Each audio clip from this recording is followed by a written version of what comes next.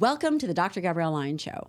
In this episode, I sit down with one of my best friends, a world-class trainer and coach, Don Saladino. Not only is he incredibly fit and has taken care of and continues to train some of the biggest Hollywood stars, but this guy is a master in programming and an incredible businessman. In this episode, we talk about how to design a program for fat loss. If you are a beginner, we get tons of questions. We also talk about the 3 biggest mistakes to fat loss. And thirdly, does every little thing matter? What are the key factors that you should focus on for health, wellness, longevity, and body composition? We talk about this and so much more. As always, I put out this content free. If you enjoy it, please take a moment to share it with a friend, subscribe, leave a comment, a rating. We create a ton of content for you, and it means the world if you push that forward. Because remember, friends, together we are forever strong.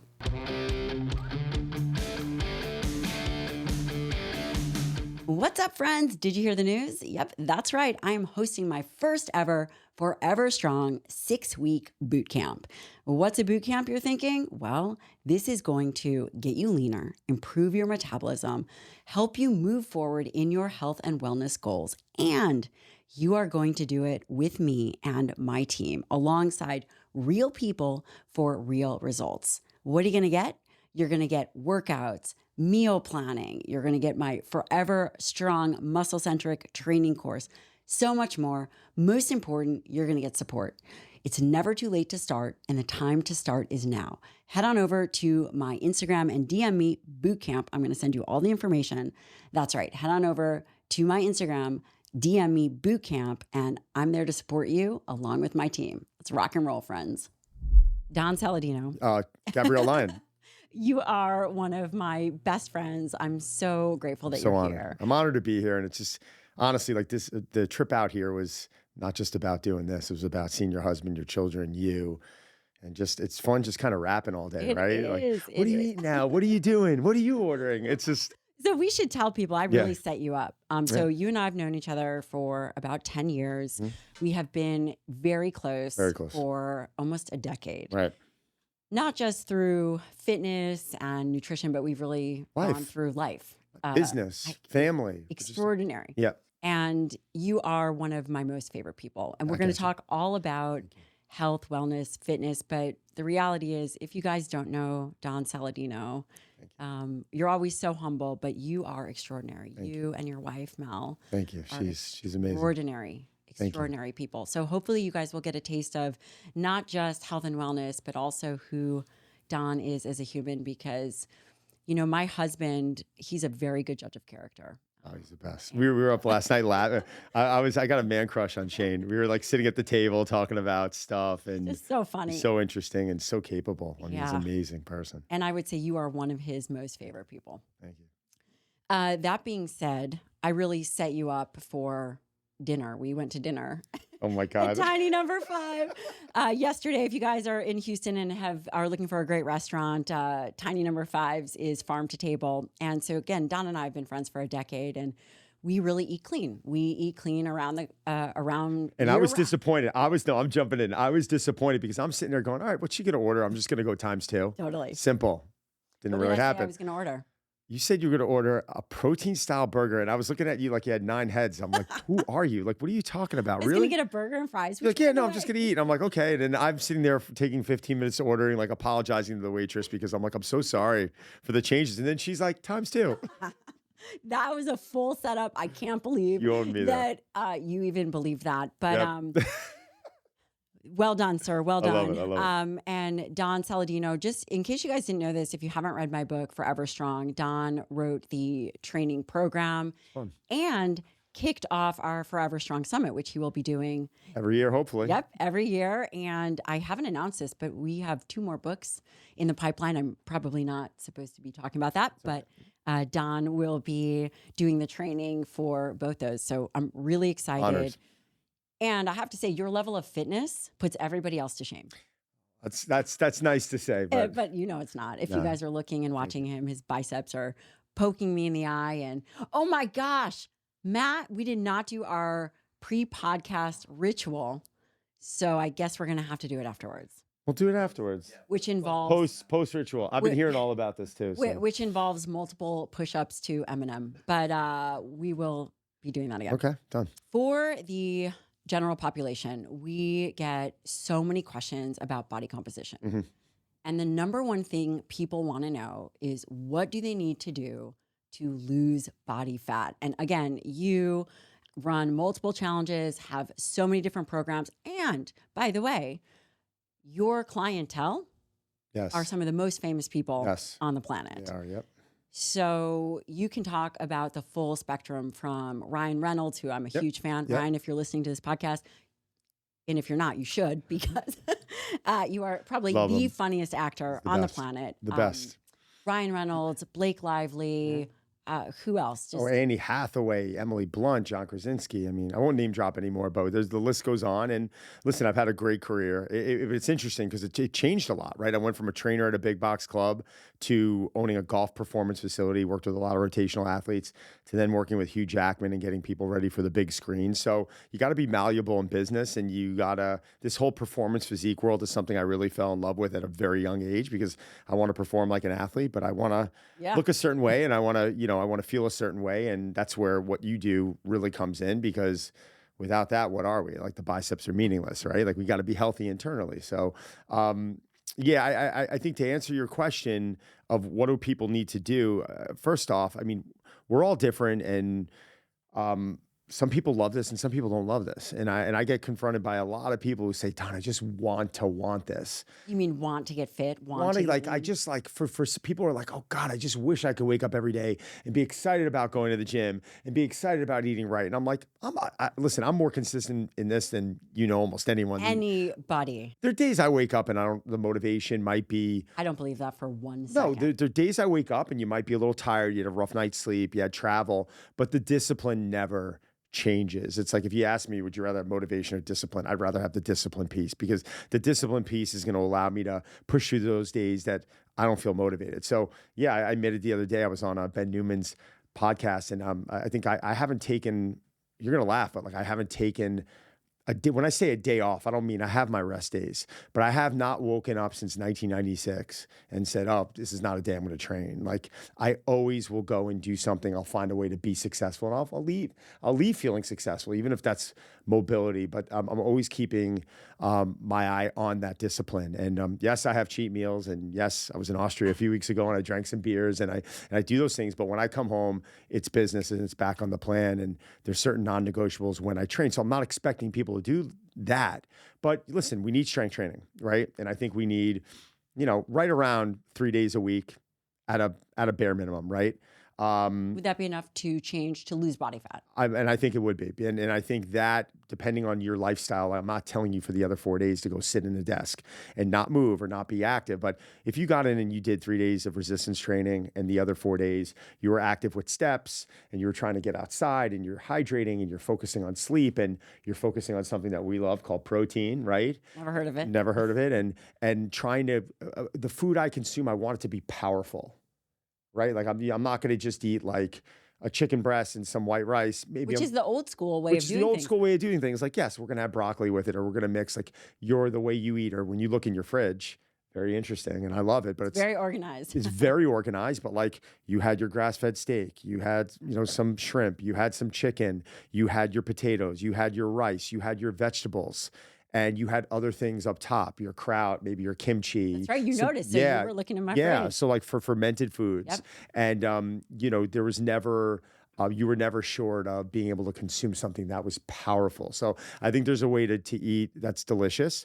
I think it does take a little discipline and a little planning. Like, if you're going to wake up the next day and say, oh God, I slept in, my meals aren't ready, and when am I going to train? I never sleep in. Right. Yeah. Because I have two little children who woke up and were like, where's Uncle Donnie? I missed that. I missed that. But yeah, I think to answer your question, I think if you got in and started with, 3 20 to 30 minute sessions, and the other day, that's not that long. It's not long, listening. But then the other days be active, like walk, take the stairs instead of the elevator, move, like maybe after your meals, go for a 10-minute walk, doing these things that are really going to help you accumulate your steps. And, I think good things will happen. And when good things start happening, then those magic words come in. It's like, all right, I'm seeing progress. What's next? So many people don't want to keep up with, with that discipline because they're not seeing progress. So when you're doing something every day and there's nothing in return, it's really difficult to want to continue to do it. So that's my thing. If we could show them a little bit of progress, we're going to get them coming back a lot more. And progress begins, there's the physical progress, but also being able to set a standard for yourself. 100%. You set a standard, you execute on that standard. Mhm. If you were to say, if you're out there listening and you've never picked up a weight, which I know some people are in that spot, or maybe they've always been doing cardio, because again, cardio is easy. You jump on a piece of cardio equipment, but strength training is a non-negotiable for reducing body fat and changing body composition. Don has trained every type of person under the sun, from famous people to athletes to tier 1 operators whom we share together. If someone starts at 20 to 30 minutes of resistance training 3 days a week, how should they think about it? Should be a Monday, Wednesday, Friday? How should they space it? And would these be full body exercises? I like full bodies because now we're repeating with some frequency. And I think someone who's getting started, the big complaint is, I don't want to feel too sore, right? Like I like the sore. Is that the big I complaint? get a big complaint, like, oh my God, am I going to get really sore doing this? And I'm like, all right. But so if you're turning around and you're training frequently, meaning like on Monday, Wednesday, Friday, or Tuesday, Thursday, Saturday, you're allowing yourself a rest day, in between. Mentally, we might develop some motivation, which becomes a problem. When most people start training, they get so excited and they get overzealous and they jump in there. And then next thing you know, they're there for an hour and a half. And then they're sore the next day. And then they come back in and they do it again. And then 3-4 days in, they're like, I'm shot and I can't keep up with this. And I'm like, I don't have that type of time. And that motivation starts diminishing. So I want them to go in. I want them to hit it. I want them to leave there wanting more, like leave there not being completely spent. And is that why you say start with 20 to 30 minutes? Because at 30 minutes, you could probably keep going. I can create any program for anybody. Like if someone comes to me and they're like, for some reason at 20 minutes, I lose motivation, I'll design for them the 18-minute workout. It's just, and I can design it in a way where we're going to check a lot of boxes. We're going to train the entire body. You're going to work, all 5 components of fitness, it's just, strength, mobility, cardiorespiratory endurance, muscular endurance and body composition. So, all those 5 components, we're going to check those boxes with if we are, training in a smart way and we're training in a very efficient ways. But if you're coming in there and frivolously pulling stuff out of the air, you're going to have a big problem. And there's not going to be any balance to your programming, and you're going to overtrain certain areas of the body, or some people don't like using the term overtraining, but you're going to overload certain areas of the body. And that could result in some issues in the future. And it's not a well-balanced program. Not a well-balanced program. And if you're training with a well-balanced program, you're going to notice even posturally, from a movement standpoint, you're just going to be in a much better place. I got some big news for you. I am so excited to announce a partnership with Quicksilver Scientific. Now, Quicksilver products, I have been using these for myself and in my clinical practice for years. So when I finally had the opportunity to partner with them, I couldn't be more excited. Let me tell you about the 3 top products that I have been using for over 6 years. And they are Thrivogen, NanoMojo, yeah, you heard it right, NanoMojo, and liposomal glutathione. These products are amazing. And here is why I love Thrivogen, which is a woman-based formula. It has a ton of adaptogenic herbs, meaning things that help the body's resiliency. It has ashwagandha, rhodiola, and many other herbs that help with resiliency, stress management, and overall energy, which is one reason why I love it. And it's in a formulation that allows for sublingual delivery, meaning you put it in your mouth, you hold it for 30 to 60 seconds, and then you ingest it. It has been so helpful for me. And then the NanoMojo is a male-based formula. NanoMojo is absolutely incredible for guys that are really hard charging, and it really helps with resiliency, stress management, all of the things that I'd mentioned earlier. These are two amazing products. And then, of course, there's liposomal glutathione for detoxification. If you have not tried any of these 3 products, you should go to Quicksilver Scientific, use the code Dr. Lyon. That's Quicksilver Scientific, and use the code Dr. Lyon for 15% off. Thank you to Shopify for sponsoring this episode of the show. Now, wait, before you fast forward through this ad, think about it. If you are a small business owner or even a large business owner or someone who wants to make their dreams a reality by selling something to the world, Shopify is your place. It is an online e-commerce site that allows the interface between the owner or the individual who is creating a product and the consumer, a seamless transaction, what we call a point of sale. Why is this important? Because number one, many of us have things that we want to get out to the world, and frankly, we don't know where to start. It seems very overwhelming.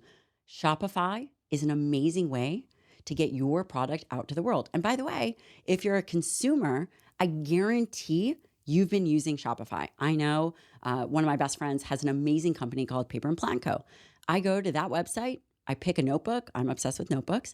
I put it into my cart. I check out. And by the way, it's easy, great customer service. And in part, that is due to the ease of Shopify.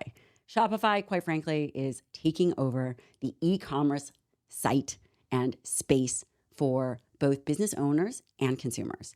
You can try your own Shopify account for $1. Go to shopify.com/Dr. Lyon. That's right, shopify.com/Dr. Lyon, and start your trial for $1. Now back to the show. So take me through, I've never trained before. I'm starting with the 20 to 30 minutes, 3 days a week. I meet you at the barn, Sure. which is amazing. Sure. We start with some mobility, Sure. or do we go? Yeah, take me through. I'm still, listen, I'm a fan of mobility. I am. I will. Feels great. It feels great. I call it practice. So what I'll do is I will personally screen someone.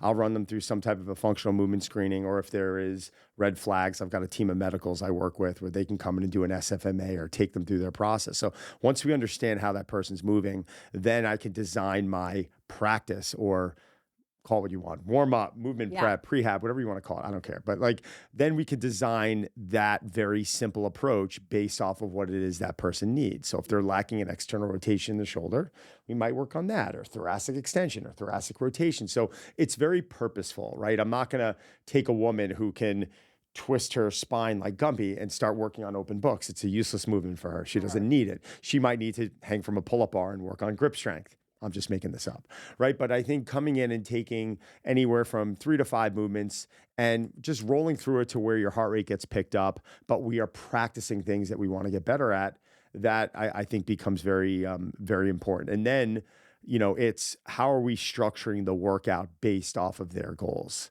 And you and I designed a foundation workout for exactly that. You guys listening, again, there's been so many questions about how do I get started and what specifically do I have to do.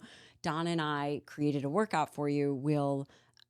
Hopefully it will be ready. We will link to it. And we developed it. It's a 3-day-a-week dumbbell only program. Right. It's very, very simple. So not everyone has access to a gym. And if you do, fantastic. Do you think that everyone at this day and age should have access to a gym?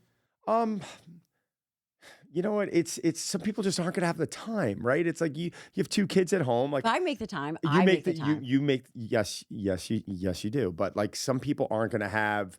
Some people are going to have to be at work at a certain time. So I have no problem with you buying a pair of power blocks and getting an adjustable bench. And do you know that we have a pair? You didn't see them in our garage. I love them. I think it's like I think it's the ultimate in-home tool. I agree. But you can buy a pair of power blocks, get an adjustable bench, and you're nailing ready to go. Yeah, you're ready to go. You don't need much more is what I'm saying. So I don't want to discourage people who are like, listen, I have 2 kids I got to get on the bus, and then I have to be at work at 9 a.m. Like, all right, you can't leave them home alone, right? You don't have it's not going to work out. That's not going to work out. Exactly. There's But you get what I'm saying. I think the dumbbell only program is allowing anyone to be successful, and then from that point, if you can get to the gym. Yeah, that's why I'm here as a coach, is to say, hey, listen, we don't have to do pullovers. We can go do a vertical pull because you have access to a pull-up bar or a lat pull down or whatever it is. Or yes, we have some pulling machines. Let's go have some fun with that. Let's add some variability in. So I think we're starting with the dumbbell only, and then we can build from there. I love it. And when we think about exercises, specific exercises that we do you think that there are a handful of exercises everybody should be able to do? Should we be squatting? Yep. So as someone who is now going to start a dumbbell only program, and we're just picking that for you guys, but the exercises that should be done, they should be able to squat, they should be able to press. Yep. How do we think about that? Yeah, so I like breaking it down. Like, you've got your squat, you've got your hinge. What's a hinge? Hinge would be like your RDL. It would be something where you're getting less knee flexion out of. Is that where you bend, you hinge, you bend from your waist? Yeah, so like an RDL, a good morning, like a kettlebell swing, like a hinge. Even though a swing would be a little bit more, I think, advanced. If you get a newbie starting out, I'd be more interested in teaching them just how to do like a dowel hinge or maybe like a simple dumbbell RDL. So I like going with a squat, a hinge, an upper push, an upper pull, and Squat, a hinge, push, a pull. and pull. Is there a reason why it's in that order?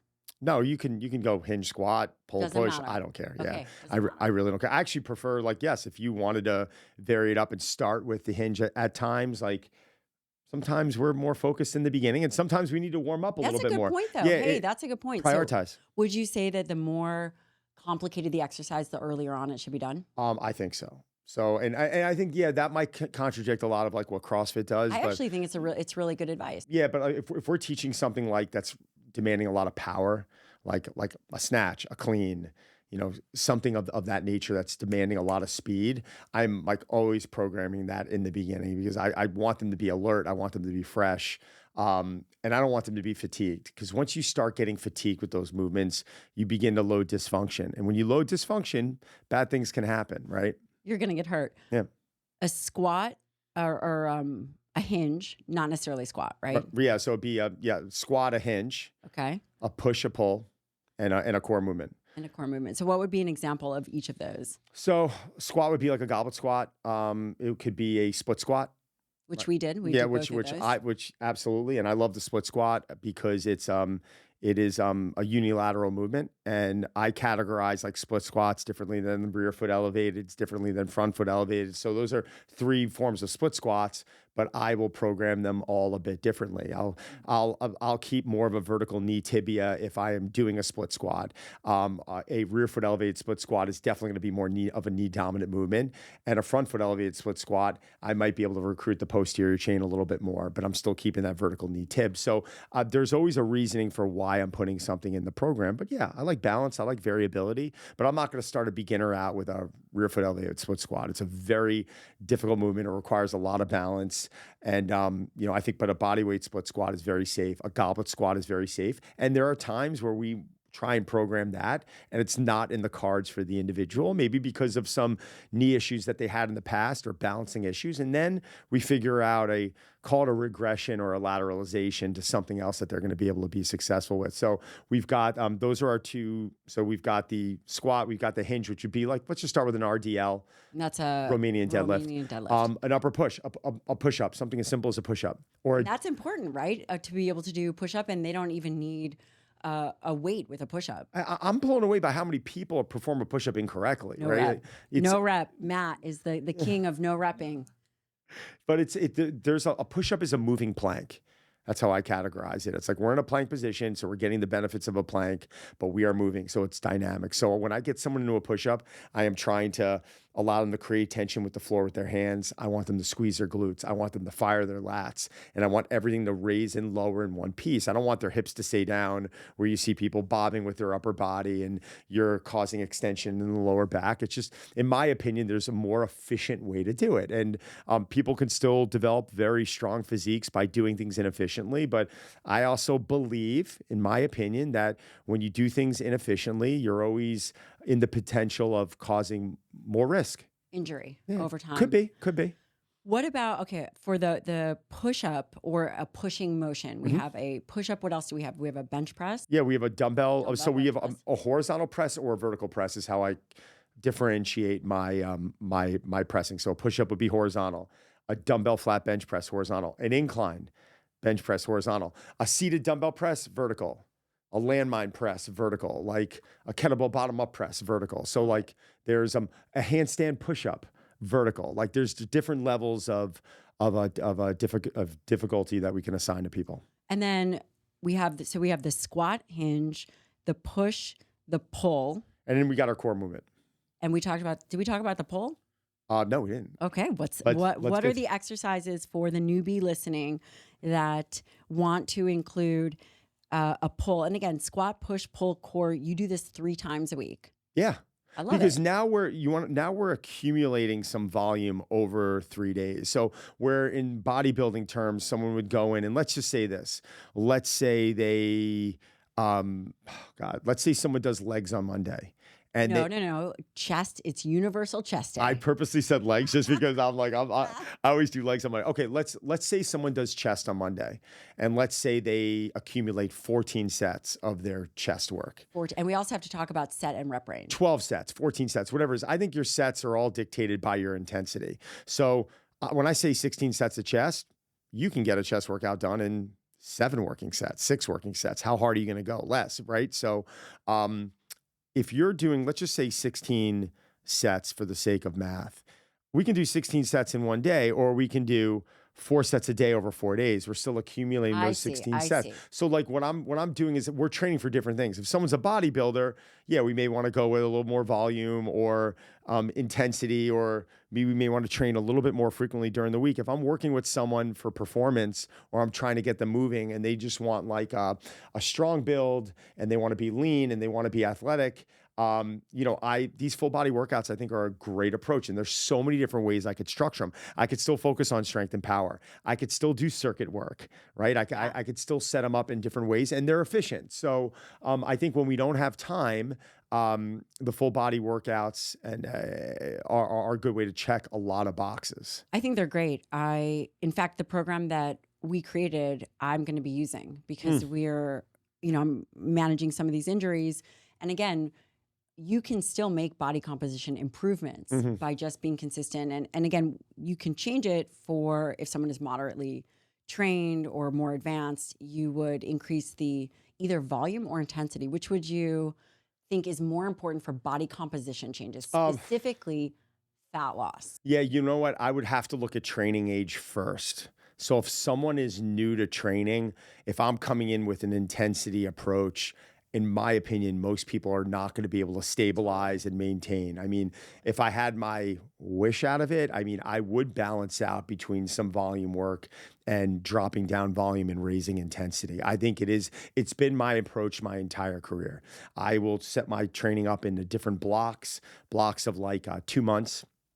Right, and is that how everyone should do it? No, they're this new? This is how I do it. So I'll set up like January and February will be the same program, but I'll have progressions every 2 weeks, and the exercises will change in February, and then March will come. When you have hockey? Yeah. I mean, listen, I got to pay attention. Like during, I'm a hack hockey player. By the way, let me be clear. But if you're playing 3-4 days a week, you want to be careful about how you load the spine. You want to be careful about specific movements that you're doing. Like your body could potentially, it could take a toll on your body. So I think exercise selection is important, and I think intensity is important when you're playing that much. And then when you scale off, I think it's a time to put your foot on the gas in certain areas and maybe start focusing on a little more strength and power, and you can get a little bit more aggressive with certain things. But all throughout the year, for me, it's like those workouts start with that practice portion, and that's what allows me to feel very lost.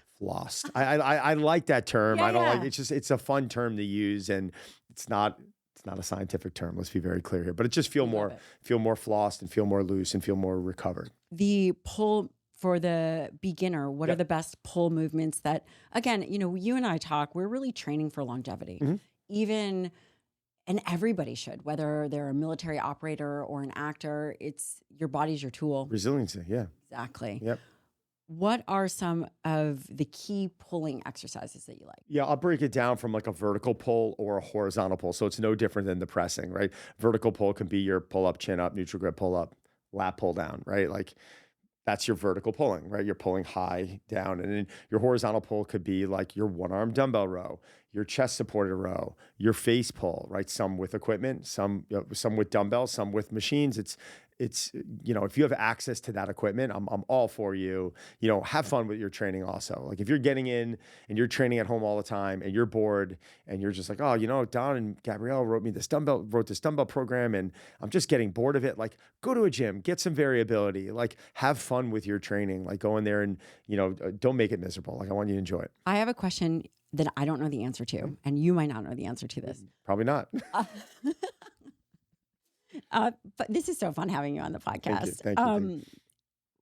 Where did these exercises come from? I mean, think about it.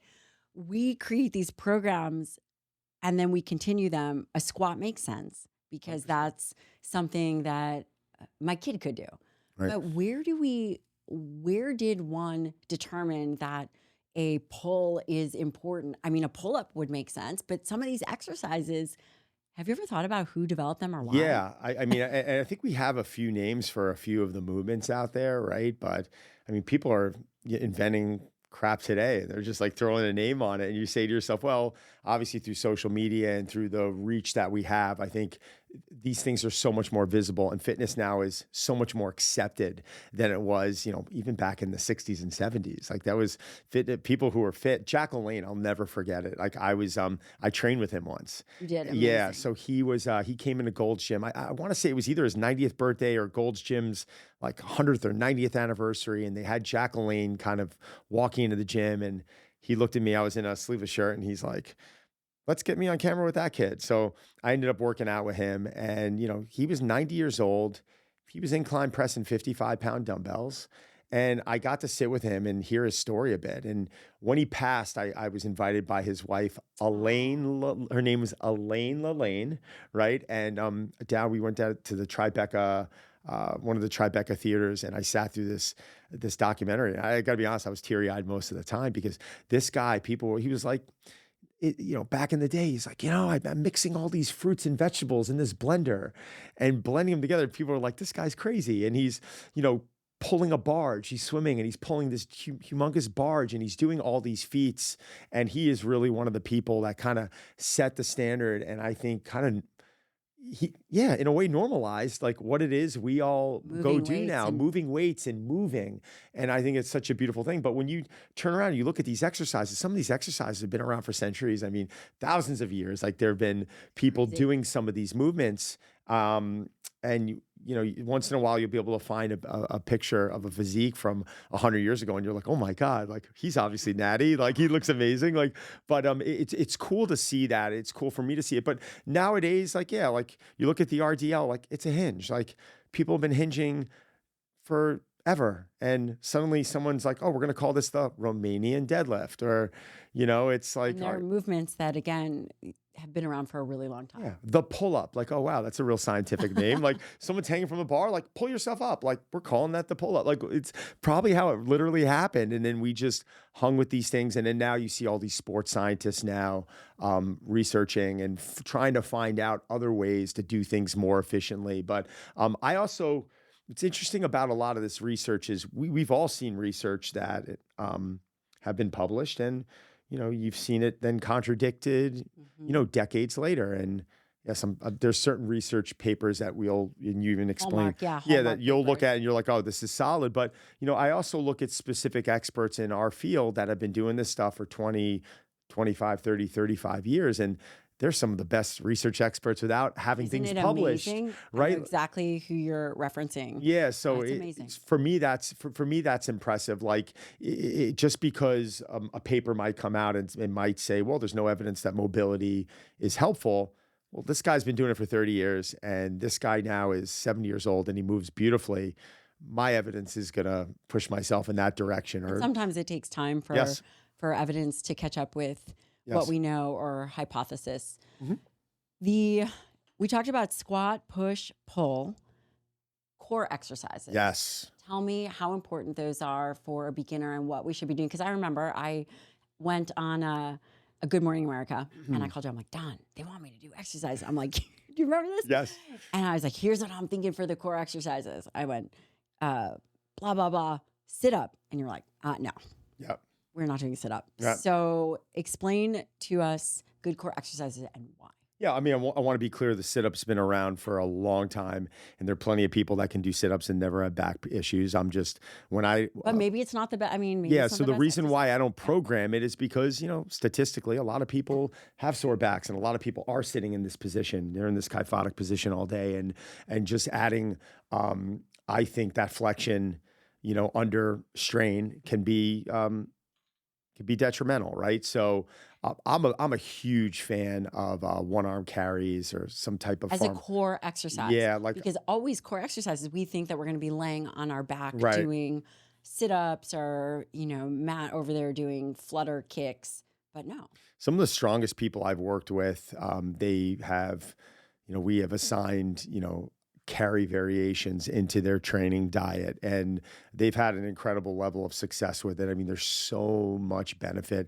There's so much bang for their buck out of that movement. And you know what? Like, I've seen it as a rehab tool. I've seen Dr. Charlie Weingroff, post surgery bring someone in, and it's whether it's shoulder surgery or whatever it might be, starting them with a weight down low is going to be a lot safer than getting them up in this position here. So, I have seen this used as a rehab tool from medical professionals, very successful. I've seen it used. And a core stability, your number one exercise would it be called an offset carry? It's just a one arm Yeah, carry? I mean, some form of a carry, depending on what they're capable of doing. But I love one arm carries. Planks are, I think, a great introductory movement. I think teaching someone to get into a plank position and create tension, these tension techniques, getting into position and say, listen, we're not going to hang out in this extended position. Squeeze your glutes, squeeze your legs, squeeze your lats. You Teaching taught me them. something Yep. yesterday about a plank. It's not about the length of time that you can hold a plank, because an individual could How much likely, tension? Yeah. but you said that it was about creating tension and Yep. being able to hold the quality of the plank under tension. Right. And that I thought was a really good learning tip. I think it's a great way to kind of supercharge your plank a bit, right? Where most people, I can hold a plank for 8 minutes. Like, great. Like trust me, there's plenty of strength carryover from that. But when I see most people holding in those positions, they're in a bad position. And they might be loading themselves in a way that that I believe, in my opinion, isn't the safest thing for them. So I think teaching them how to do a hard style tension technique plank for 10 to 20 seconds, where I'm literally like telling them, envision a tornado is blowing over you right now as you're in this plank position. What are you going to do? How are you going to stabilize? They're like, well, I'm going to try and rip the floor apart to stabilize. I'm like, exactly. Are your glutes going to be tight? They're like, yeah. Is your chin position going to be packed? Yeah. It's like I'm moving around them, trying to like palpate their body, trying to move them a little bit. And they're just literally shaking I love within that. 10 to It's 20 seconds. an isometric, that would be an isometric hold. Exactly. And how many reps would would it be considered a rep? Yeah. Yeah, I mean, I would put them maybe under time. Like, so I would start someone off with like, hey, listen, let's see if you can hold that position, because I put people in the positions and they're like, I can't hold a plank, and I'm like, okay, we're gonna work up to that. And then there's other things like, yeah, like if they can't hold a plank, which I've seen, we can hold a light dumbbell with two hands. How light are we talking? As light as we have to go to where we're adding external resistance to the But we equation. want people to. We want them to get under load. Yes. We want them to get under load. And I think that that's probably one of the biggest misconceptions for people is they'll say, well, I can't lift that. That's too heavy. And it might be a 10 or 15 pound weight, but That's a problem in my opinion. I think it's just a thought process, Right. because you could go lift your child or a suitcase and it's going to be Bag much of groceries. That's right. It's going to be much heavier than Bag that. of groceries. How about this? I'm traveling this afternoon. We got a suitcase that we're carrying. That suitcase is That's going to right. weigh a lot more than 2 pounds. Like, you better make sure you're able to carry this stuff. I'll quote recently, I was listening to a physical therapist talk about the one arm carry and how he likes loading it so heavy that he's like, if you can do a shrug with it, like it's too light type of thing. Right. So I thought that was a really good indicator, but I also understand I am not taking a newbie into the gym on day one when they're feeling vulnerable or they don't have that foundation. And I'm turning like, hey, Mrs. Smith, like, you haven't trained in 40 years or ever. Like, let's go over and grab that 24 kilogram kettlebell and go for a walk. Don't worry if it's heavy. Like, God forbid something happens. Right. Like, we have to develop that confidence. Whether she can do it or not, we have to develop that confidence. I want them to turn to me, and I want people to feel empowered when they come in to exercise. And when they go and they play with their kids, I want them to feel empowered. We saw a woman that the other day in her 60s. She was killing it in the gym. Killing it. Killing it. And you know what? Most 20, 25-year-old guys. She's stronger than me. She's my size. She's She's stronger than me. Sled pulling, sled pushing, sweating, out of breath, walks by me, gives me like a fist. I'm like, oh my God, who is this like superwoman over here? She runs ultras. Yeah, She runs it's impressive. ultras, and now we've just. And she moves well. There's not too many people who run ultras where I'm like, wow, they move really well. Oh, yeah, it's she moves really well. Yeah. And then, so basically for fat loss, it's enough. And, I say fat loss and body recomposition. This essentially would be enough for a untrained person to begin to put on skeletal muscle mass. Yes. It's a little bit of hypertrophy. And you know what's cool about this? It's you could take a newbie in here. I call them newbies. And you can run them through this slowly as individual movements, taking time, talking them through it, holding their hand a bit. I can come into this workout right now, and this is not the way that I'm training right now. And we're going to talk about the way that you're training, because you, again, I've known you for so long. There's a lot of complexities to your training and a lot of things that you add in that I think are really, really cool. Thank you. The rep range and tempo and time between sets for an individual who's just starting. Take us through where we should start to think about that. I think an individual just starting should monitor their rest time, because a lot of times they're going to come to me and say, wow, I was weaker today. And I'm like, well, why were you weaker? Maybe on session week 1, you were taking 3 minutes in between your sets. And maybe this week you were only taking a minute. Like, in my opinion, you might not be weaker. You just might not be recovered. So I think by monitoring your rest time, that's important, because suddenly I can bring a woman into the gym and we can go through dumbbell bench presses. And maybe she's bench pressing 20 pounds in each hand, and we're resting 60 to 90 seconds. Then the next week I come in, and for some reason, I'm just making this up, we decide to rest 30 seconds. Probably not pressing those 20s. But she's going to look at me and go, what the hell's wrong with me? Why am I so can't get weaker? past the 15s. Why? So I think understanding that your rest is going to have a lot to do with your success with each set. And I do believe that when we're starting with someone new, I like starting with a higher rep range, because I consider that practice. And I think they start understanding tempos. If I'm going to get a newbie in there and have them do 5s, right? 5 repetitions. 5 repetitions. We're practicing 5 reps. The amount of load I have to add to the bar is going to be a little bit greater than what I want them to do. I would like them to start with a little bit lighter weight. I'd like them to understand the movement pattern. I'd like them to practice and get connected with that movement. That's why I'm not against, even someone new, and they're like, machines are bad. I'm like, no, machines can be a great I agree with variable sometimes. It's like, all right, well, maybe we're so fatigued if we are training for hypertrophy that at a certain point, safety becomes an issue. And now that we're on a machine, we can really push without having to require all that neuromuscular coordination and all that stability. Suddenly we can get on that machine and we can push. Or if someone I put people down on dumbbells to do dumbbell flat presses, and they're like, whoa, safety's a problem here. Like, oh my God, they can hurt themselves. They can hurt someone else around them. Like, they don't understand that movement pattern. Get them to a machine chest press, to where you could be on one of those things drunk, and you can legit. Not that you've ever tried that. I've never tried it, but never tried that drunk. You get what I'm saying. I think there is a place for a lot of these things. So to answer your question, I would like you to monitor rest time, see how you're feeling. How long do you think for an individual starting?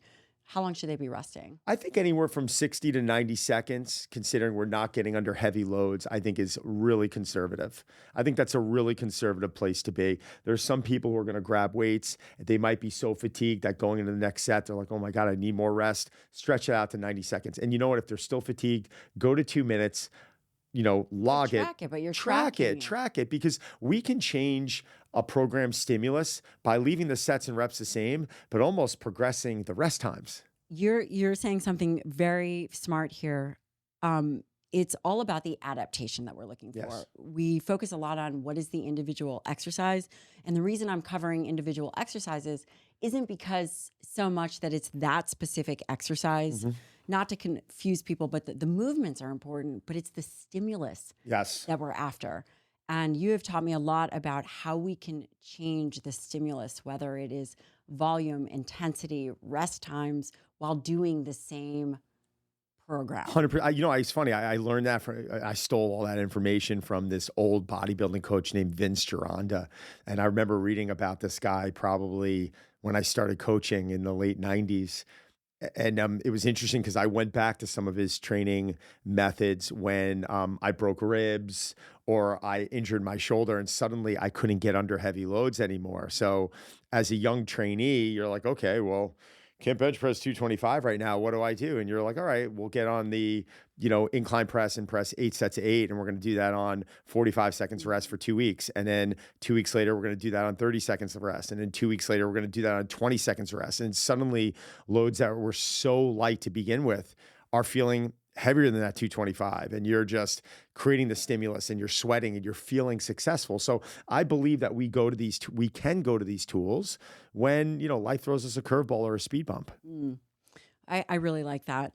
Thank you to Apollo Neuro for sponsoring this episode of the show. I have been using the Apollo wearable for quite some time.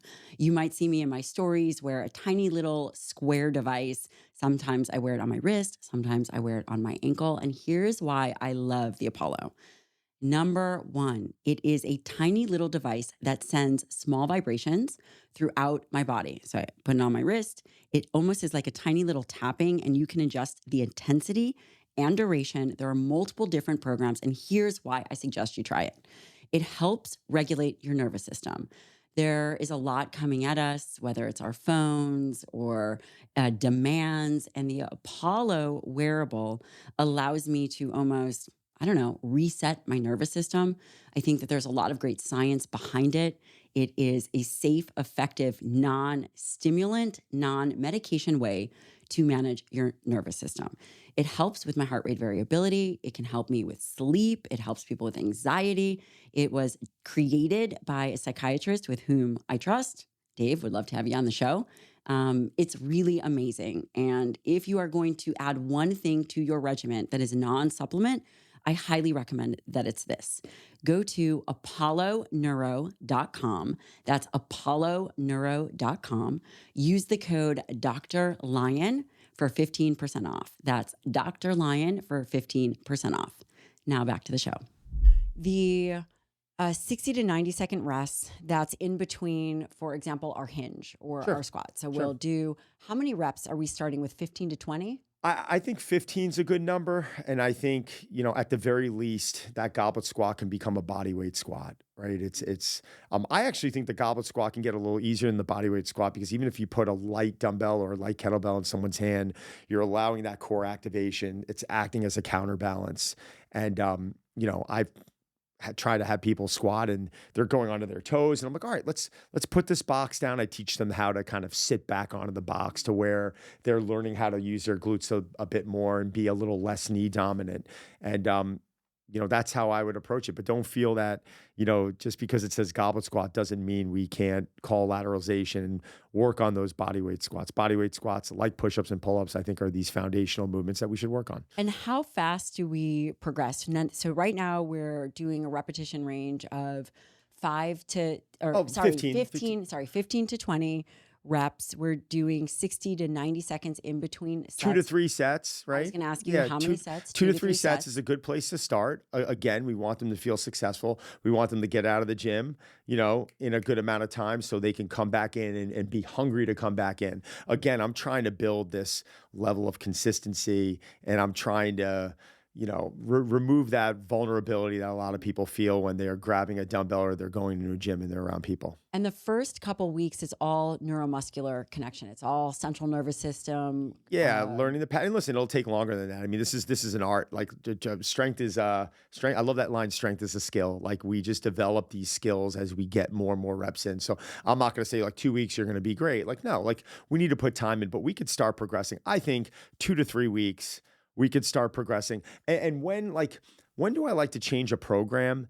First, when we feel like it stops working, like when someone's going in there and they've been seeing progress and then suddenly they stop seeing progress, I'm like, all right, let's pull some new tools out of the tool bag. But different than changing the rep range, changing we actually didn't talk about tempo either. Well, yeah, we'll get to tempo. This is actually like, you can run this template I know people who are in incredible shape that run full bodies all the time, and there's so much variability. Suddenly now, like that hinge can become a trap bar deadlift. It could become a conventional deadlift. It can become something ballistic, right? Like we could start getting into hang cleans, and we could start doing things or kettlebell swings or kettlebell snatches, and we can do things that are a little bit more advanced and technical. When we're not doing ballistics though, and we're doing what I'm talking about here, oh, tempo. I think, and we all count differently, but I think going into like a 1 Mississippi, 2 Mississippi, 3 Mississippi up is solid. Or some people might do to produce more hypertrophy, maybe a 2-2 tempo, but you're not getting that So fast. what's a 2-2 tempo? It might just be like 1 Mississippi, 2 Mississippi, 1 Mississippi, 2 Mississippi. Very slow. So notice how that tempo, 4 seconds to do both reps.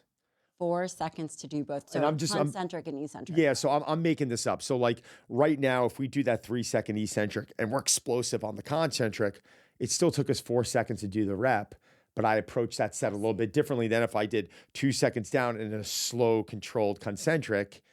Both sets are both 4 seconds, but I might program those a bit differently. And how often should someone be thinking or changing up tempos? That's actually a good question. I don't think I have like a set, I might change the tempos with the training block. If someone's been training a certain way for a while and I feel like they're starting to tap out, like rarely do I like to change tempos when they're in this honeymoon phase of like getting stronger, getting stronger, getting stronger. Like someone's coming in and their squat's going up, and every week they're like a newbie and they're getting stronger and they're excited. And I'm like, great, great, great. Like I'll save those tools for when I feel like their progress begins to plateau a bit. I like that. Are there certain weights that people should increase by? For example, is there any kind of standard that you increase your squat by 5 pounds? Yeah. Would it be a week? Would it be a month? How do people? It's a great question. Like when you turn around to a movement like a squat, you're going to be doing a heck of a lot more weight than someone's doing a side raise. So if I take a female and she's goblet squatting 30, 40 pounds, which is a very normal thing to do. She's not side raising 30 or 40 pounds. She might be side raising 5 to 10 pounds. This is a range. I'm not like saying everyone's going to be in here, but I think the percentage increase on the side raise is going to be, minuscule in comparison. So it all depends on it depends on the lift. Yeah, I think a lot of it depends on the lift. Like the squat and the deadlift. Like I went up. I was traveling. I wasn't like today was a day where I was like, all right, I'm not going to go crazy heavy. So I went up to I think on the deadlift for a set of 5, I went up to like 420, right? But last week, I did 405. So 15-pound increase is significant. It's a lot, but I'm ramping up my deadlift. So I'm in this phase right now where I'm leaving a lot in the tank.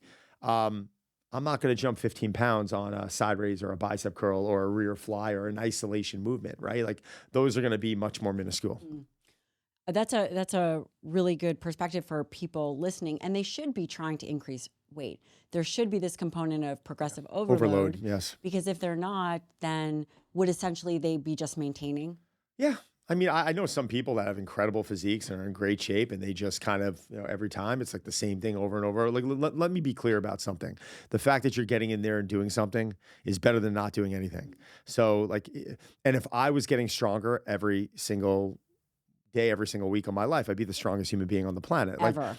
Ever. So you're not going to continually get stronger at these lifts over and over and over. And that's why I like variability. It's like, all right, if we're turning around and we're training more of a hip dominant squat, a wide stance squat, and we're kind of tapping out there's no reason why we can't go to a heels elevated, a little bit closer, a little bit more knee dominant, loading the body a bit differently. We've already worked on being very strong in a hip dominant way. I'm starting to tap out there. So in my opinion, for what I'm training for, let's go load our parameters a bit differently. And, if I was a nationally ranked power lifter, maybe that's not the way I'm going about it.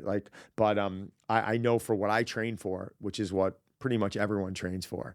And what is that? Being jacked and tan. Well done, sir. Well, listen, no, seriously. Like we want to have high levels of energy. Yes. We want to look better naked. We want to be strong. We want to be able to rinse and repeat every day. You want to be able to wake up and feel resilient. You don't want to wake up and get out of bed and be like, oh my God, my back. So my program is going to look a bit differently than someone else training for a powerlifting meet or Chris Bumstead training for the Olympia, right? Like there's different ways to assign programming.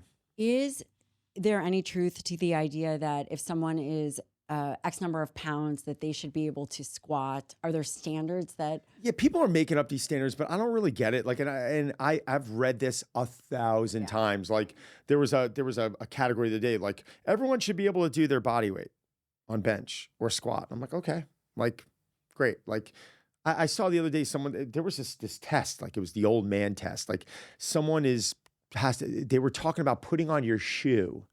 Mm-hmm. Your sock and your shoe and lacing your shoe without putting your foot on the ground.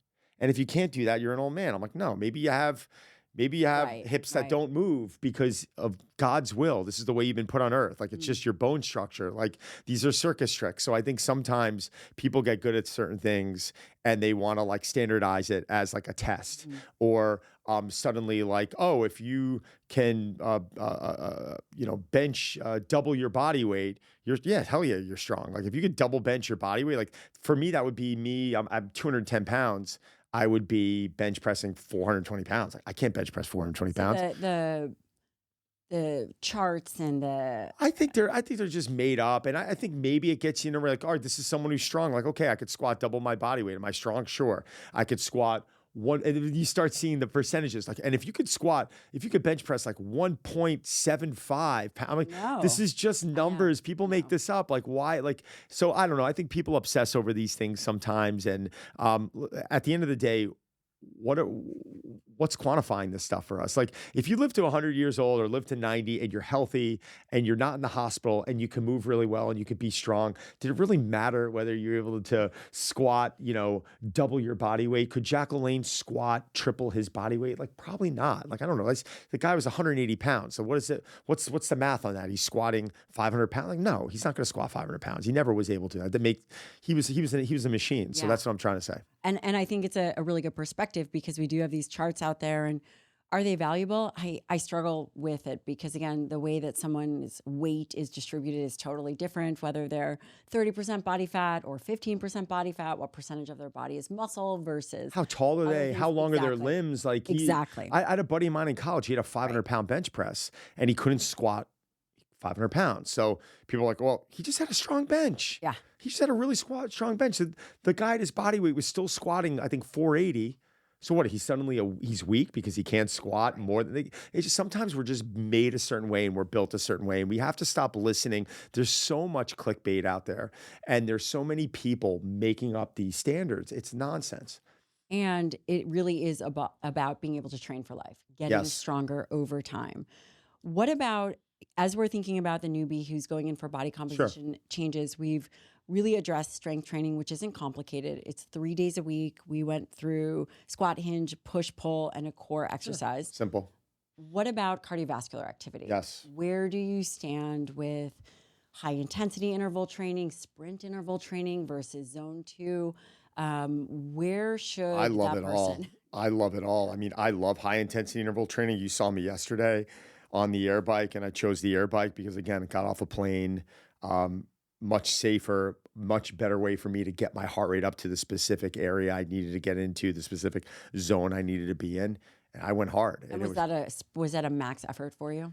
Yeah, it was pretty close to it. I mean, I was trying to get into the red. Like, I call it the red, and the legs were burning, and I'm on this new program that I put together, and I'm trying to ramp it up. So every week it's feeling better, and the recovery's better, and the intervals are progressing, but I'm running those higher intensity intervals only twice a week.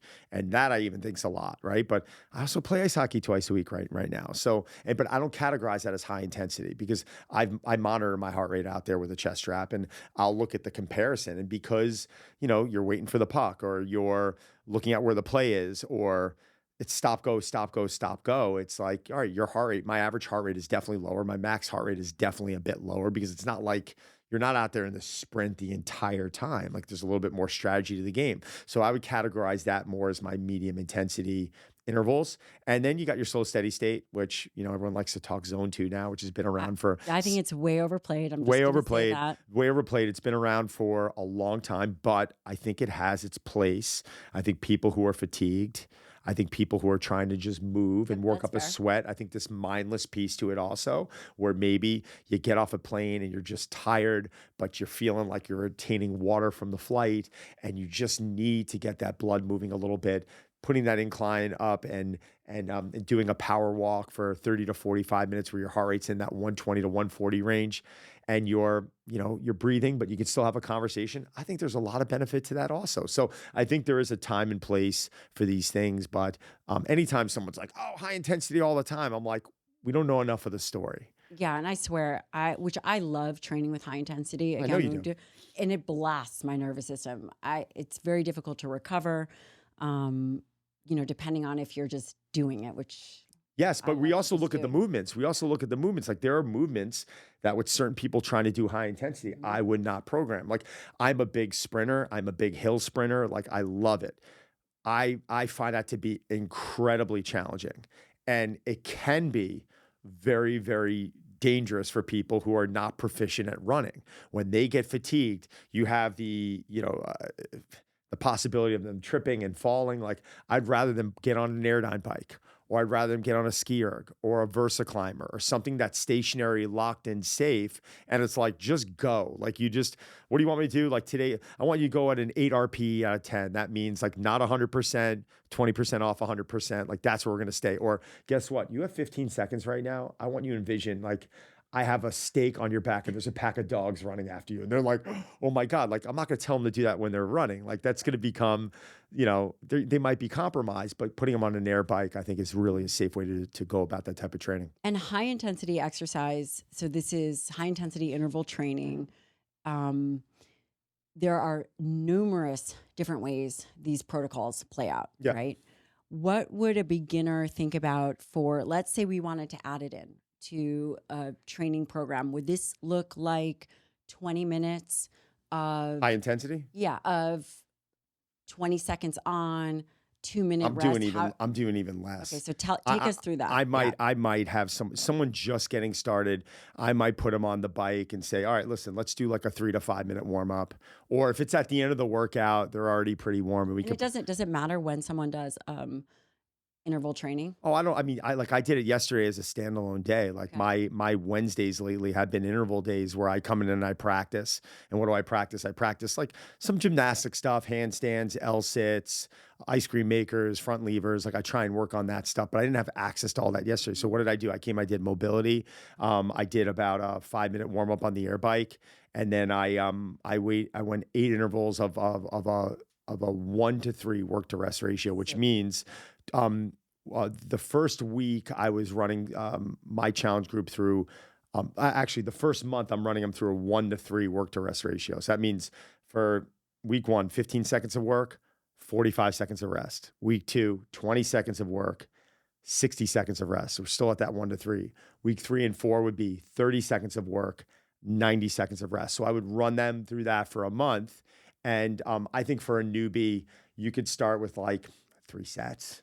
I think they're going to be blasted on 3 sets. 3 sets of 3 rounds. Yeah, I mean, 15 on, 45 off. That's times 3. That's 3 minutes of work. I mean, that's a joke. But what we'll do over time is we could start increasing volume. If you want to get technical, I start looking at how their heart rate's recovering. And then when it recovers and they can handle more, I might pile some more volume on them. But we're not always going to just keep adding volume. I think we should top out that high intensity training no more than like 20 minutes. I think that is like a max. If someone's doing high intensity training for like 45 to 60 minutes, like it's probably either they're like an absolute savage, which we know a few of them, or they're just not training in a high intensity way. Maybe they're doing more of that medium intensity, how I categorize my hockey game, right? Maybe they're just kind of downshifting a bit and they're not trying to blast it. So high intensity for me is trying to get someone close into that red of like, oh my God, max heart rate, like we're approaching it. This is really painful. I am out of breath. I cannot have a conversation. But again, when we're starting with someone new, let's keep the volume down, 3 sets, and we could start progressing it over time. And I just want to highlight here, it's actually a really well done paper that talks about all this in the World Journal of Cardiology. This is a 2019 paper. And just for the listener, the variables improved by high intensity interval training. Again, yes, you will feel better, but it improves VO2 max, which we know. It improves HSCRP. So if you're getting your blood work, these are inflammatory markers. It improves myeloperoxidase, which this is a marker that we measure in our clinic, and a whole bunch of other things. It includes it improves insulin resistance, does a lot of things with very not low effort, but a very short amount of time. Very short amount of time. And it's very efficient. But are there times I'm not using it? Yeah. I mean, I think, you got to look at those other stress factors in their life, which most people aren't. Like, remember, training's a stress. It's good for us. It is a stress. So if you're, out partying the night before and you're dehydrated or you were on a plane or you're jet lagged, like these are times where, I would, second guess the level that you're pushing someone. Now, again, not everyone. You're a beast. Like, you can handle things, or anymore. I can handle things, yeah. or your husband can handle things, right? I've got friends that can handle things, but other people, I don't think the juice is worth the squeeze, is what I'm saying. And you said 2 days a week max. Would this be for everybody? Yeah. I think that's a good way to go about it. And there is that's not saying that you can't do more, but I'm saying I think that's a good standard. And there are multiple different protocols out there. Martin Gabala, if you heard of Martin Gabala, he's kind of the godfather of high intensity interval training. Yeah, and he says a lot more.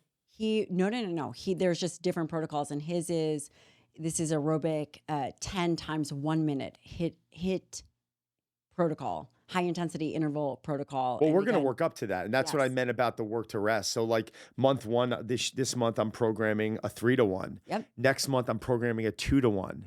The month after I'm programming a 1-to-1. And a 1-to-1 would be 1 minute on, 1 minute off. So like I think, again, we're trying to change that stimulus by manipulating not only the work ratio, but the rest. Oh my God, the rest is going to completely change the workout for you. So I enjoy that. I think it's when I say fun, people are going to think it is fun, especially if you can get hooked into that zone. Yeah, you can start gamifying things. You're like, oh, I got a goal today. Like, let's go. Like, I got to be here. When there's certain monitors now where you're like, I'll set my phone up. I use I use not First Beat, MyZone. I use MyZone, and it's colors. And what's kind of cool about it is I haven't heard of that. So MyZone, it's in front of you, and it's already calculated your max heart rate. And I know I got to hit the yellow or the red. So how hard do I work? Until I hit the yellow. I'm aiming for the red this set, but like if I get in the yellow, I'm good. And I gotta, so it's like, and then out of nowhere, you see it lighting up and you're like, oh my God, I'm in the green. I'm not working hard enough. And it's pushing you to try and get there. And it's challenging, but you're able to quantify what you're doing. And that's actually really important because think about it. If you are too tired or mentally fatigued, you might not be in the mental zone to be able to execute what you need to actually get the stimulus. And tracking it's really important. We track food, we track blood pressure, all these things. We should be able to track progress and output in the moment. I think it's really important. Yeah, what's interesting is a lot of the wearables now are tracking cardiovascular, but they're not really tracking that resistance training piece. I know, even I work with Aura or, companies like Whoop out there. Like you can go in and do max effort lifts, which, oh my God, my heart rate is, when you're trying to stabilize while squatting, 4 wheels on each side or whatever it is, your heart rate's up. And then afterwards, it's not really recognizing, that effort and that work, right? Through the things that they do to quantify, like Whoop uses strain, et cetera. So it's not able to take into consideration yet, those other factors. So even the wearable market right now, we're finding like that's not perfect, but it's not perfect yet.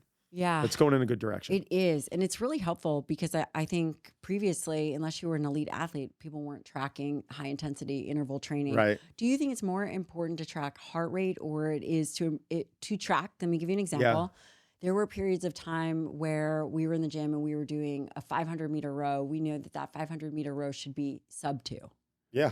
Do you think is it more important to try to get to the sub 2, 500 meters, or is it more important to track heart rate? It's funny about the sub 2 thing. Heart rate's going to change so much according to age, right? So if I'm up in that 160 range, I am cooking. I'm 47 years old on Monday, so I know my max heart rate's around 181. So if I'm up in that 160 to 170 range, I am like blazing. But the other day I was talking to a woman who's in her 20s and I'm like, where's your heart rate at? And she's having a conversation. She's like, I'm at 181. And they're like, okay, well, she's 21 years old, right? So I think when you try and compare heart rates, sometimes it's almost, it's all like individualistic. Like it's the heart rate's important for you.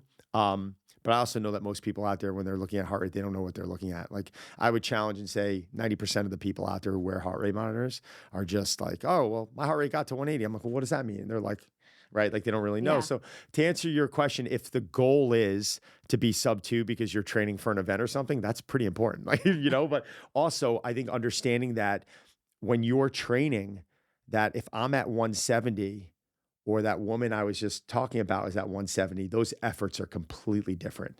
So it is also about the effort. And I need to understand the efforts, because if someone is taxing themselves out by getting close to that, to their, threshold, that might mean there's so much more effort going in and there's so much more fatigued. And then I have to understand that in reference to talking to them about rest and recovery and their program design and what they're doing the next day. That woman who was doing that 180, whatever it was, that 181, who's now at 170, that's a joke. Like she's writing on a piece of paper as she's doing that, right? Scrapbooking. But I think they're both important, but I think we need to understand what we're looking at them both for. Yeah.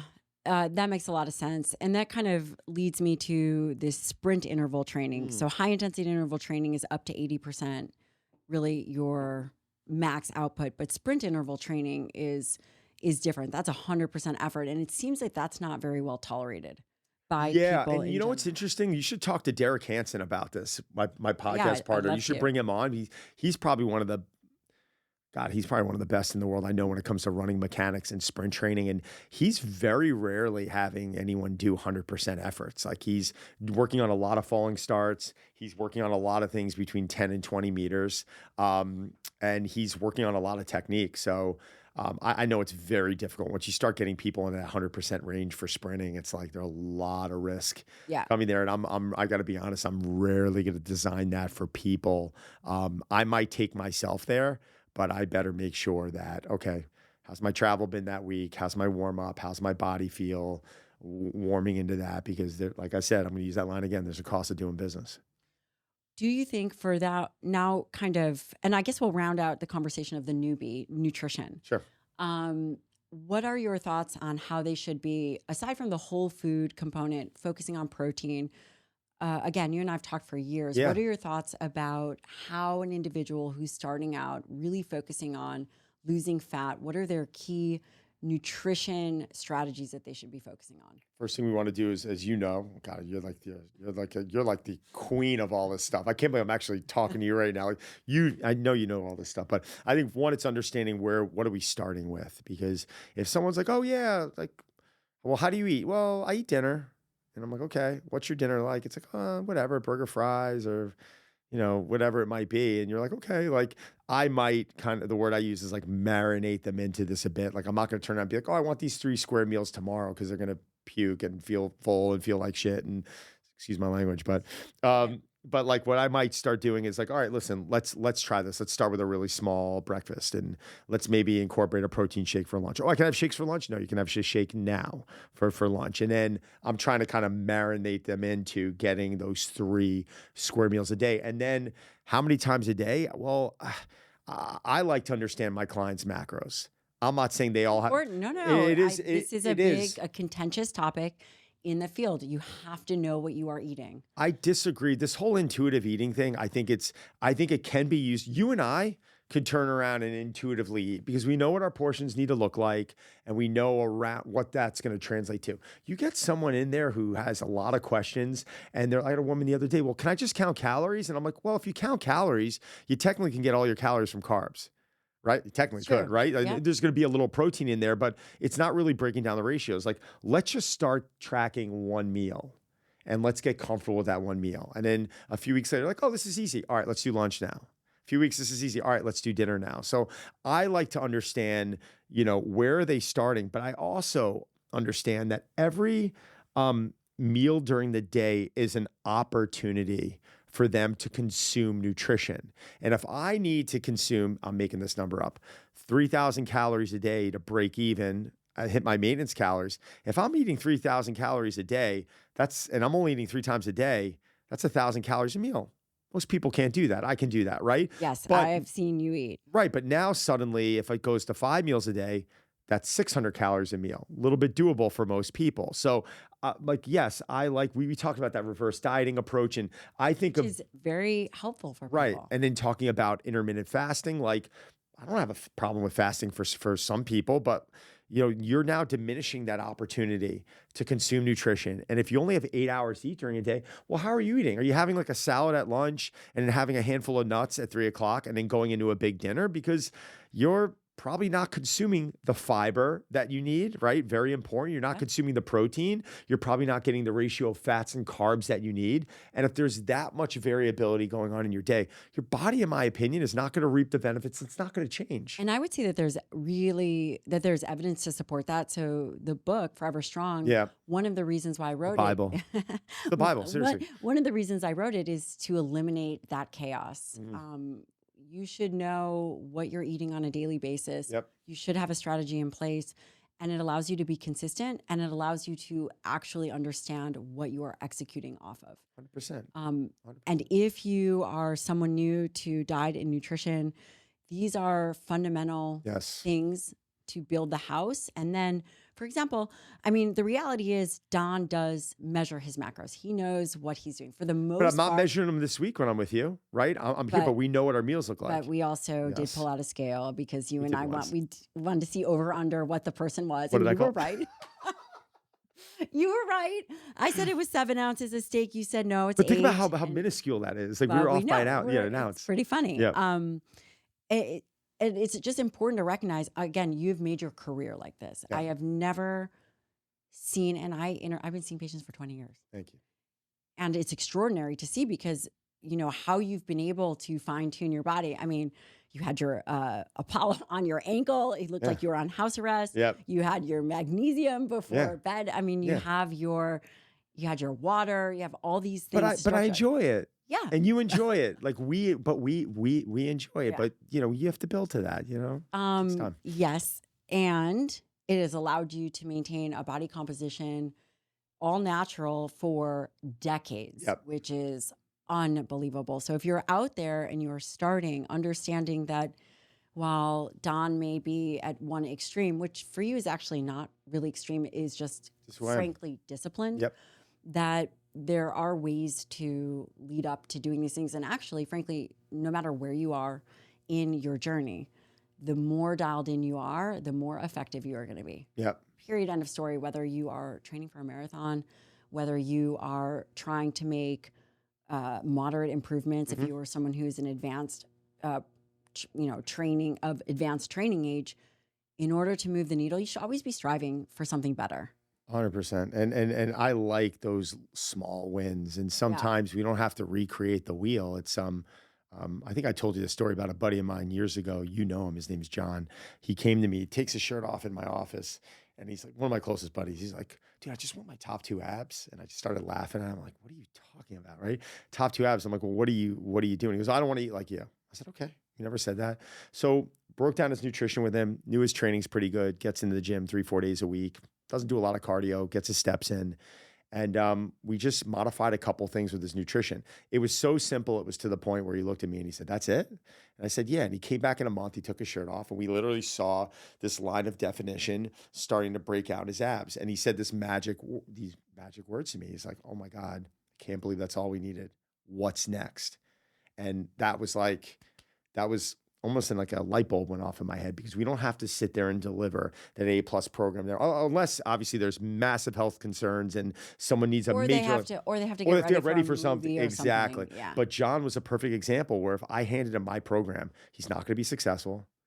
He's not going to like me. He's not going to want to do it. And then what good am I doing? And I think that's what coaching is. It's like, let's start with that minimalistic approach. Let's see how they respond to it. Let's have them come back to you going, wow, it's working. What next? And if you could do that with clients, that's why I've been successful in this career.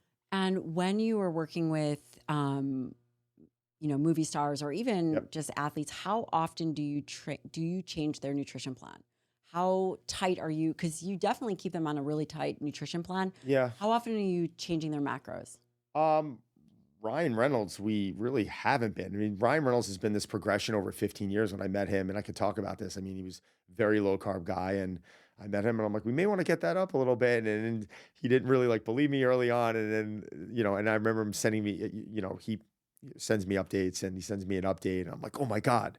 He's like, oh my God, I'm eating sweet potato and oats. And this is like a decade ago at that point. And I think a big light bulb went off in his head. And now he's a business person. Now he realizes the importance of performance. Like it's not just about him getting video on screen. He's got to go home and now he's on Zoom calls with the company, with his companies or his managers or whatever it might be. So, or a football team over in Wales. So I think someone like that, he's a little bit more of a robot where it's like, okay, let's look at this.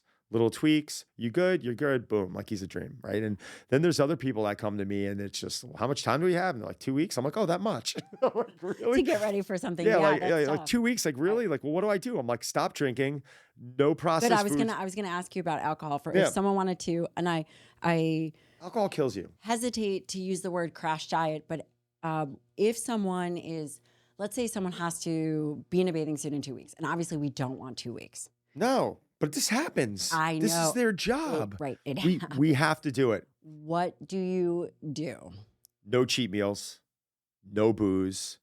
I mean, when I say process, I mean like, I don't mean like going out and have candy bars. I mean, minimally processed stuff like olive oil is minimally processed, isn't it? Like I'm okay with olive oil. Like that's fine. So I want to be, I want to be a shake, a whey protein shake's processed. Yeah, right. Fine with those things. I think the alcohol piece is massive. We'll get them training, not 7 days a week. It'll probably be 6 days a week. Like we're probably going to put our foot on the gas a bit. And would that be 2-day training sessions? 2 days, meaning cardio on top of that. Yeah. Especially if they have to get leaner. So this is where you would add cardio in, and it's probably more than zone 2. It's probably a little bit higher. Yeah. Yeah. We're going to have to do those higher intensity days, but we're also going to have to balance that out with zone 2 because listen, I've done it. Yeah, we're overloading them a bit now. And in those 2 week period, the thing most people don't understand is that they're no good to me if they go on set and they're like falling asleep. Yeah, falling asleep. So like we have to send them to set, and then we also have to understand that just because the movie's starting in 2 weeks doesn't mean we stop what we're doing because maybe that shirtless scene is in 4 weeks. Right? Yeah. Now training has to. So I have a 2 week period of time to put my foot on the gas, and then when filming starts, wow, we have to manipulate that work. So we can overload for 2 weeks, then we can back off according to their schedule, but still get it in. And activity's still high, eating still clean. But alcohol is the one thing that people, I think they miss. I love good beer. I was in Austria. I was having 1 or 2 beers a day. Delicious, felt fine, hydrated, ate my protein, still worked out, snowboarded 7-8 hours a day. It was awesome. But it beats you up. It beats you up. And the amount of what it does to you hormonally, what it does to your rest and recovery, how it pulls water into you. Like I'm a single digit body fat guy all year long. Like you get puffy, you get inflamed, old things, you start feeling a little bit differently. That sleep quality drops, that readiness drops, your HRV drops. These are all massive problems. So when people are like, well, I have, my doctor said I can have, you can have whatever you want. That's right. What are you training for? Are you training for the cover of Muscle and Fitness? Are you training to be shirtless in Wolverine? Or are you just training to look good on the beach and have a good time and have a good quality of life? Because those are different. I'm giving you different answers to those questions. But alcohol, I agree with you. It's tequila, clear, gluten-free. Alcohol is alcohol. It's poison. Just understand what you're getting into. It is. And for women, for perimenopause and menopause, I think that it is one of the things that really it just makes things worse. Yep. It makes recovery difficult. It makes sleep worse. It makes body composition work. And I have friends that will certainly argue with me about this, that the evidence supports that if you are able to manage your calories, then there's a place for it. But from a brain effect over time and the most obvious thing that you can measure is your resting heart rate at sleep.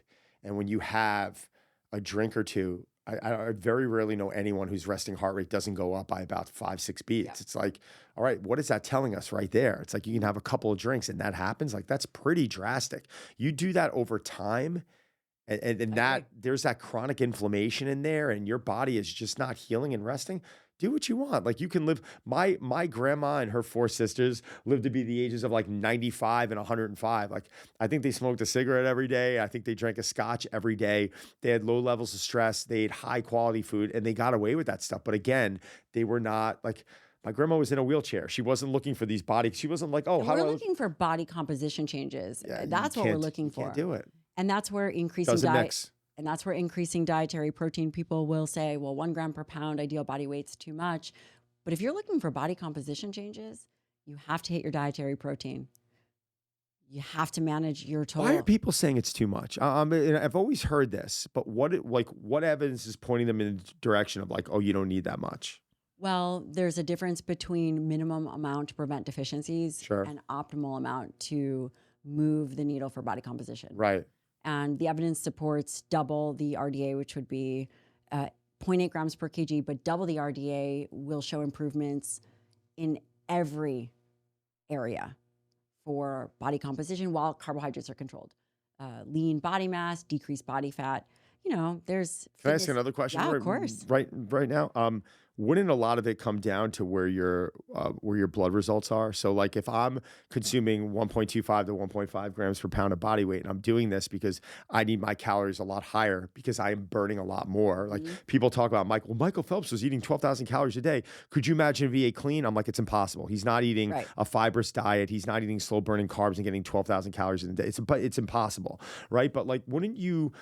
isn't it too much if you looked at someone's blood panel and you're like, oh, wow, their liver enzymes are off or something is... No, that's a really good question. Okay, so that's what I'm curious about. Yeah, that's a really good question. We don't have any evidence that would say that 1 gram per pound ideal body weight or even higher would have any negative effect. No, but that's what I mean. So if I'm consuming 1.5 grams, I'm going to go high, 1.5 grams, and you know my blood work, and you're like, wow, this is perfect.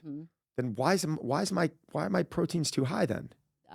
This is where social media has come in. Yeah, but I would challenge any doctor, I would like to hear that answer. Why, if my levels are all perfect and I'm consuming 1.25 to 1.5 grams per pound, which is over a gram, I challenge them. I'd like to know. I want to get educated. Why am I too high if I have to keep my calories high? And if my blood tests are perfect, like why would that be? My answer would be that you're not. Okay. Well, I'm asking out there. I'm asking all the gurus out there. I would love to. I would love a description. We have solved it. Yeah. Again, nutrition is very contentious, and you have to understand what are the ultimate outcomes. Yeah. You might have longevity experts talk about how a reduction in dietary protein is going to be beneficial. I don't even want to say these things. It's not. It's not. A C. elegans is not a human, and we are talking about maintaining strength, mobility, all of these things that require dietary protein. Right. Yeah. Agree. It's ridiculous. Agree. Let's talk about protein, specifically First Form's natural whey protein, Formula 1. People ask me all the time what kind of protein powder I use, what kind of protein powder I recommend. Formula 1 makes many different kinds of protein powders, different flavors. A natural one, you pick it. It mixes amazing. It makes it extremely easy to get your protein in. And really, it's a whey protein isolate. So you're getting the majority of your calories from protein in this shake. Tastes great, super easy to travel with, great breakfast, dinner, maybe even lunch, whatever you need. It's got you covered, and it has all the amino acids necessary, will help improve body composition, muscle mass, all the things that protein does. And by the way, when do you need protein? Well, you need it every day. And that's why I love First Form's protein powder, their Formula 1. Go to firstform.com/Dr. Lyon. That's firstform.com/Dr. Lyon.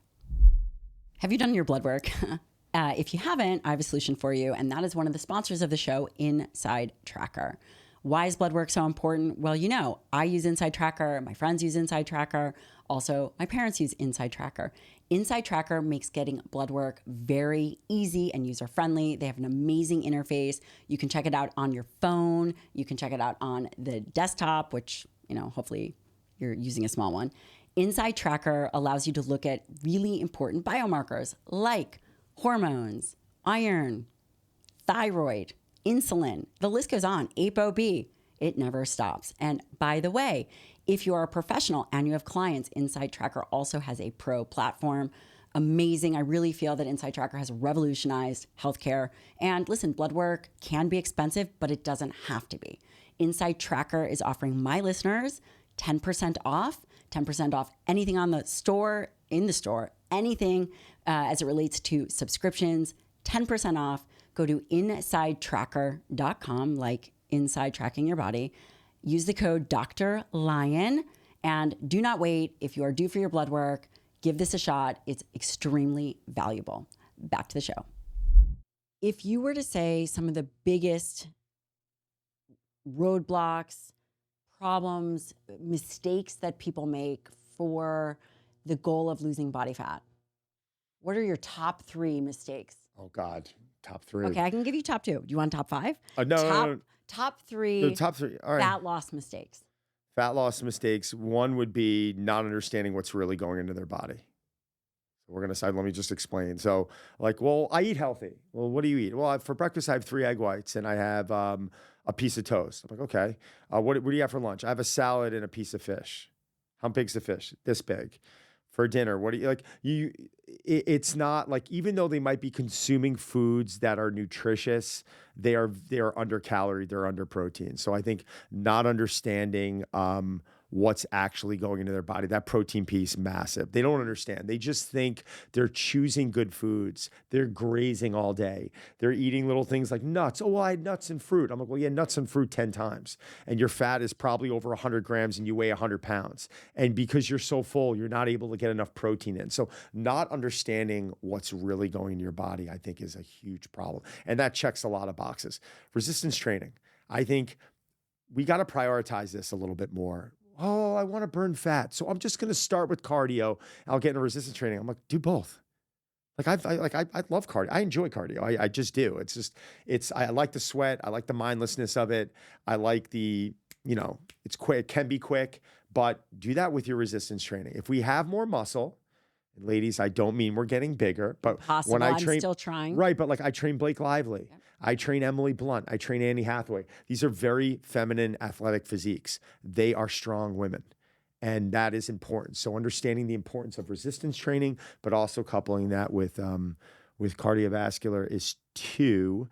And the third biggest fat loss mistake. So we had food, we had resistance training. God, you know what? It's got to be this. That rest component is so underlooked. I think I'll quote Paul Chek. It's the best fat burner and it's free. Like I've had people who we've increased sleep quality over weeks and they've lost significant amount of fat loss. When you are under resting, you are not repairing your hormones and you're not repairing your body and you're not going to have that energy and your body is not going to move and burn. Really simple. Like, so what do we just say? Nutrition, training, and rest and sleep. It's like, those are the 3 things, not saunas, not cold plunges. If you get your training, you get your nutrition, and you get your rest and recovery to like 80% being really, really solid, like at least, you're going to see some pretty dramatic results. And I just think it's not that simple. Most people really underestimate rest and 100%. Sleep. And it's in the data, actually, that individuals that are not sleeping, pulling night shifts, their blood glucose is worse, their blood pressure is worse, insulin, all of their metabolic markers seem to be worse.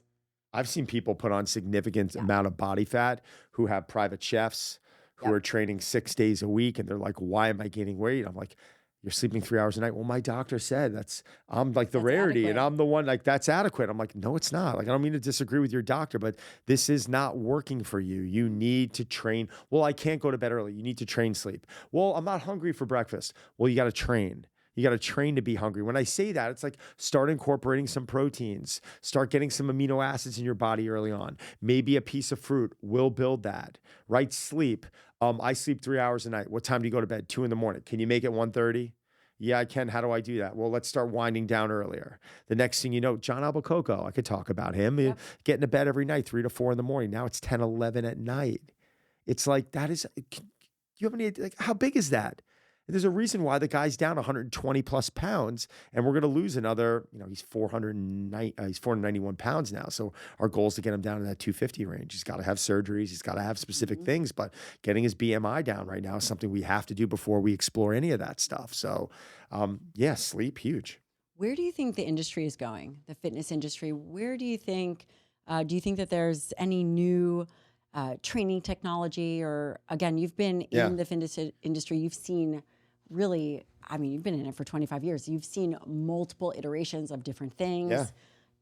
I've been working with tech for for as long as I've been in the business. I mean, readiness devices that weren't, wearables that were, I remember laying on Omega Wave and laying on a floor for 3 minutes with a head sensor, a chest strap, a palm sensor, and having to keep your eyes closed and measuring, HRV, this was, I don't know how long ago. So it's, I think where is it going? I think our access to research is becoming better and better. I think the right research out there is becoming pretty awesome because it's pointing us in a direction to be able to make really good decisions. I think a lot of these readiness trackers and a lot of these tech pieces are getting better and better. And I think it's giving us information to be able to make good decisions. But I also think, with a lot of this stuff comes excuses. And the research says I only need to do 2 sets. Well, that's a very good point. Yeah, start to hear people say, "Oh, but resistance training, that's I don't need to do that much." I'm thinking, I only need a set. And I'm like, not exercising. Like I'm watching some of these biohackers now that exactly. To be honest, they're not some of them are really impressive and some of them just aren't. They're they're coming in and they're posting their training and they're like, well, I just did this on the leg press. And I'm like, your range of motion's terrible. That might be a poor choice of exercise. And your intensity is not where you think it is for you to receive the benefits. Like when you see someone do a max effort set, it's scary. Yeah. I've been there. It's not pleasant. I've squatted 315 for 30 on my back and almost had a brain aneurysm. Like I had to lay on the floor for like a half an hour. Like it's not something that most people, and I'm not saying that to be proud, but that's a style of training that when you're going into high intensity training, it is like someone's holding a gun to your head and they're like, you better get this right now, or there's like frightening stuff's going to happen to you. So I think we take a lot of this research and I think we kind of skew it and we make it into what we want to make it to be. And at the end of the day, you still got to work hard. You still got to put effort in. You still got to meal prep. You still got to get to bed early. It's sometimes I'm watching a TV show and like my wife has a joke with me. We never finish the show together because 8:30, 9 o'clock, how I'm feeling, I'm going to bed. Like, what type of life is? I love my life. Like I have 2 beautiful kids, beautiful home. I live a great lifestyle. I could do what I want. I could work from where I want, and I'm building businesses and I'm having a lot of fun doing it. So allowing me to go to bed early just means that I'm able to get up and I'm able to attack my day. So that's important to me. That's what I want to do. Do I have those nights where we go out and we party or we go out, we're out late? Yes, we do. Very once in a blue moon. Very once in a blue moon. And when I do it, I enjoy it. And I say, all right, you know what? Big deal. You'll catch up in a few days and you'll move on. And that's how I approach that stuff. But I think we're getting such good access, but I think people are forgetting the fact that you still got to go in there and you still got to put that work in and it still needs to be challenging. And, if sometimes it gets frustrating, as someone been doing this as long as I have, when someone starts off every conversation, it's like, well, the research states, and I'm like, okay, I get it. We're trying to make good decisions here, but this person needs just to get off the couch. This person just needs to move. Example, do I like spin bikes? They're fine. Like, do I like someone sitting down and training all the time? The answer is no. Especially when that person's been in their desk 10 hours a day. Do I want them on a bike? No.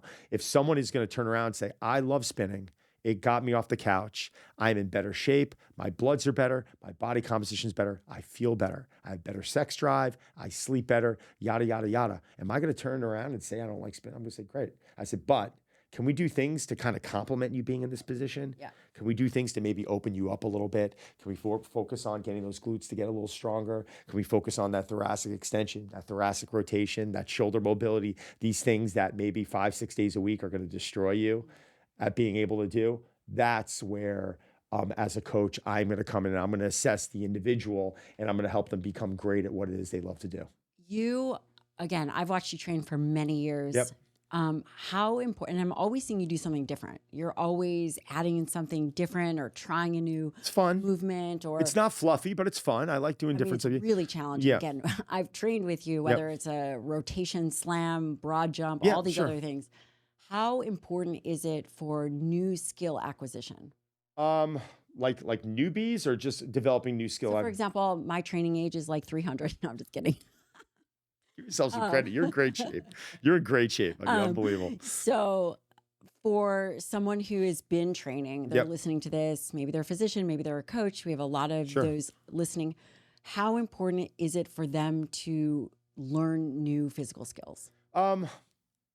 I think it's important because I like challenging how the body moves, and I feel like the body can feel better if you're putting in variability that makes sense and that's not fluffy.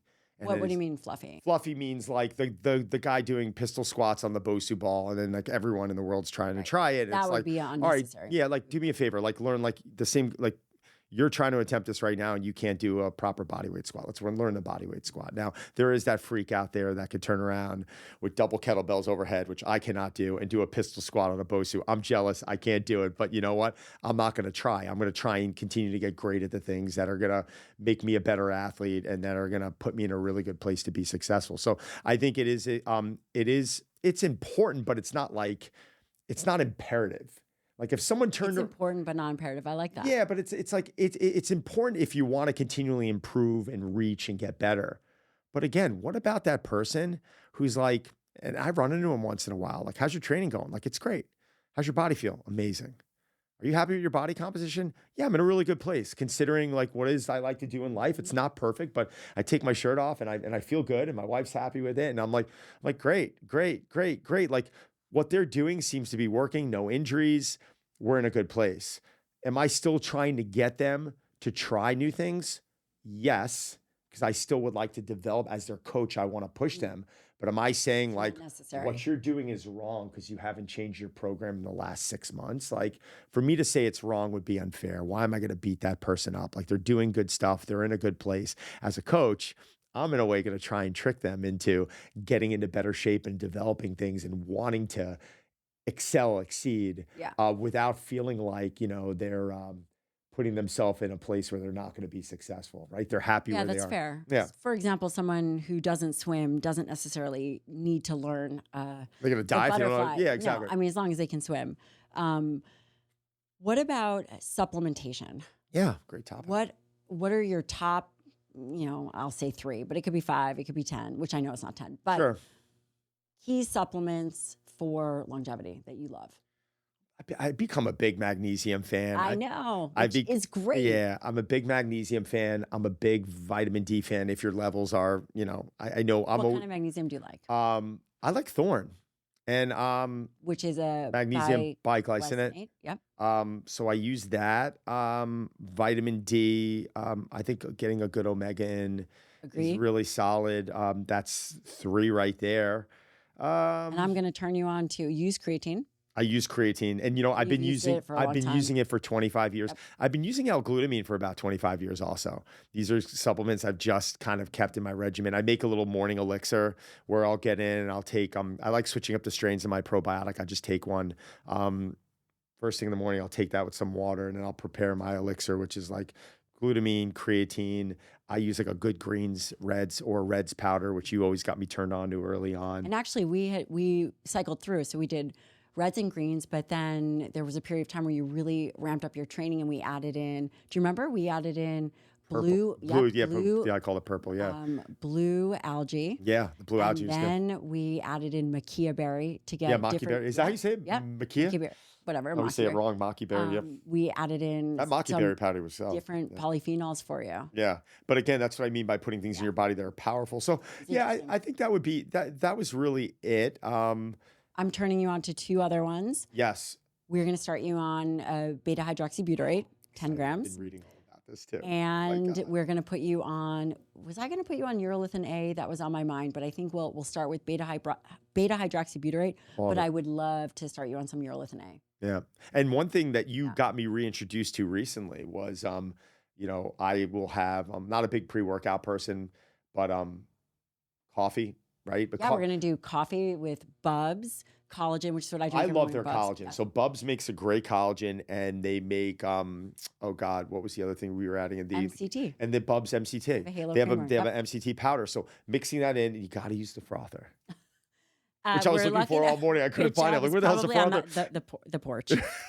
Like the kids have it upstairs. We've gone through 4 or 5 frothers. They are the best. I love them. Yeah. It's and that was one of the reasons why. So Don, you're very tight with your nutrition, very tight with supplementation. It's interesting because I do your blood work. I do your. Yeah, you could talk about it. I mean, I'm really happy with it. It's really good. I mean, it's a joke. everybody else has something that can be improved on. And then I look at yours and I'm just like, oh, Don. No, it's in a good place. I was more, I was more shocked about my testosterone being raised. I think we went from like 680 to 930, and people were like, "Well, what did you do?" And I'm like, you know what? I really think at the end of the day, because they were thinking like, "Well, is it the plunging? Is it the sauna?" Well, I'm like, actually, we got you sleeping better because you were doing home construction. yes, Remember? And yes, we need an air filter. air some filters, but also plans. like I'm not going. And I thought about, it, I was like, oh, I'm not commuting 3 hours a day anymore. I'm like, duh. Like, could you imagine? Like, Right. I don't have to wake up at 3:34 in the morning always now. Now it's more like 5 or Yep. 5:30. And they're like, wow, that makes a huge It difference. does. So, yeah, It big does. time. Definitely a time where Yeah. we'd want to test your testosterone is in the morning. You need that early morning sleep. And there's always reminders. Like last night, you remind me, every time I get around, you remind me of certain things. Like we just ate earlier last night than I normally would.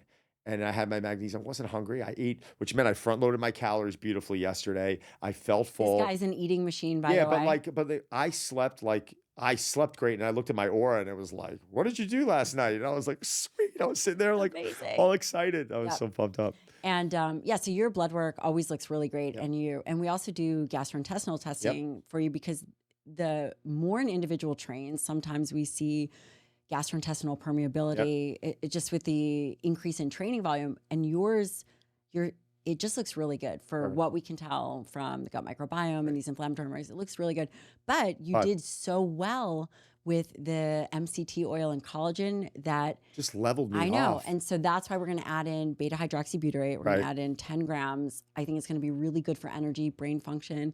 It's anti-catabolic. I think it's amazing for muscle. Great. We are going to we're going to put you on some urolithin A, which Okay. helps with endurance, with strength. Love that. We use MitoPure. I'm going to get you some. Love that. And I think that you're going to feel it. Though that combination of what you're already doing, I think is going to be amazing.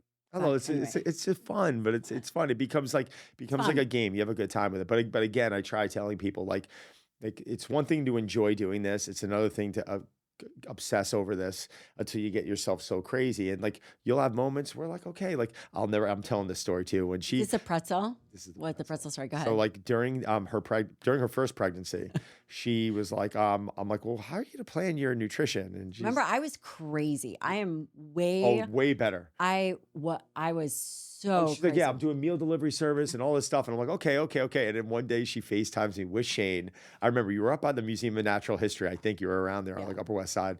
And she's got her phone and she's chewing. And I'm like, what are you eating? And she holds up a New York City pretzel. And I'm like, And I think she's listen, grown up. I love it. yeah. So, early on in my career, I was very just obsessive about nutrition. I was going to get it right. Remember this? And Yep. it was like, how are we going to focus on body composition? And then you go through different phases of life. And then I got pregnant. Yeah. I would come in with my meals packed just like you, but Yeah. I was like, Don, what are we doing? This is my percent body fat. These Yeah. are where my Yeah. lifts are. It was pretty intensive. And then you get pregnant, go through pregnancy. You have to shift your focus. It can't be about body composition. It's All the time, There's- all the time. There's there's other things. There's other things. there's other things. And then I think that you come out the other end and then you can have more of a balanced I agree. mental attitude about the whole thing. I mean, seeing how you're living your life now, I get choked up right now, but like seeing how you're living your life now, I think it's like you found it, man. Like you've got an incredible husband. You've got two of the cutest little kids. I got to come over to school to pick them up. It's funny because they're all calling me Uncle Dallin. So everyone's like, oh my God, this is her brother. But just to kind of see what you've created with all this, and it really warms my heart a lot because, we never always had those moments where we're like, oh yeah, things are like great and perfect. And God, I mean, we could do a whole talk on business right now. What the things I had to go through, people don't understand. And it really allows you to appreciate what you have now. I have one last question that I have been thinking about a lot, and I wasn't sure I was going to ask you, Let's do it. but I am going to ask it to Okay. you. Where does faith come in Oh for my you? God. Yeah, this is a good one. I was raised, when I say I was raised from a religious family, I don't want you to think it was something that, we went to church Sundays and my mom was a Eucharistic minister. And, it was something where at a young age I was exposed to it, but I made a lot of mistakes and I did a lot of things throughout that period of time, like any other kid. So when I say I whatever you believe in is what you believe in. But if I say I believe in God, I don't want anyone to think for a second that I am, trying to be a goody two shoes, or I make a ton of mistakes, and it always happened. But I think even now today, church, I'm pretty involved with St. Patrick's Church in Huntington. I fell into the head usher position years ago because my sister's fiance died in a car accident. Terrible story. I don't know if we ever talked about this. And he fell asleep at the wheel on the way home from the train station. And I would always go to church when I was home. And his father, John's father, was the head usher of the church. So I went to go help him out. I said, John, I'm at the masses. Let me help out. He said, thank you. And then he got ill, had to back down. Then the head usher brought me in as the assistant usher. And then the head usher died. I know it sounds terrible, track record. And then I became the head usher and very good friends with the Monsignor. So I'm involved with the church. And faith is something that every day I try to improve. Every day I try and reflect, and I try and look at the things that I want to do better. Or every day I look at demons that I'm fighting and I say, stop thinking about that. Or I ramble. Like, my thought process goes off sometimes. Someone bumps you in the subway, you're thinking about it for 2 hours. Is that the best use of your time? Is that the best use of your energy? So I know it's something that I rely heavily on, and is still a part of my life every day. And it makes me better. And it's cool because the more I practice it and the more I try to improve it, the better I feel. So that's why I'm so heavily that I want to be involved in it. It's just, that's all I can say. I'm never going to turn around and talk religion or politics with people. I'm never going to turn around and say that you should be doing this. There's certain this is your business, but I do these things because it's simple. It makes me feel good. And when I make a mistake, I'm like, damn it, get your shit together and reflect and recognize and move on.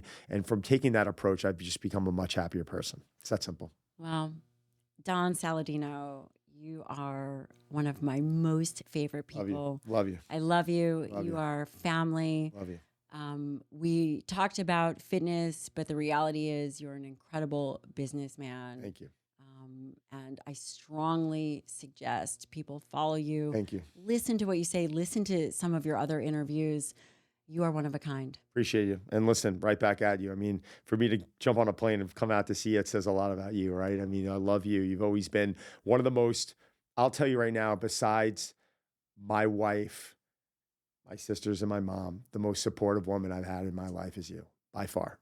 I am going to link where people can find you. Thank you. You have many programs. Sure. And I'm excited to share the program that we It's fun. made together. It's fun. So It's fun. We're gonna have a good time with it. It's gonna be good. And if anyone ever has any questions, shoot me a DM. I'll get back to them on it. Friends, Don Saladino.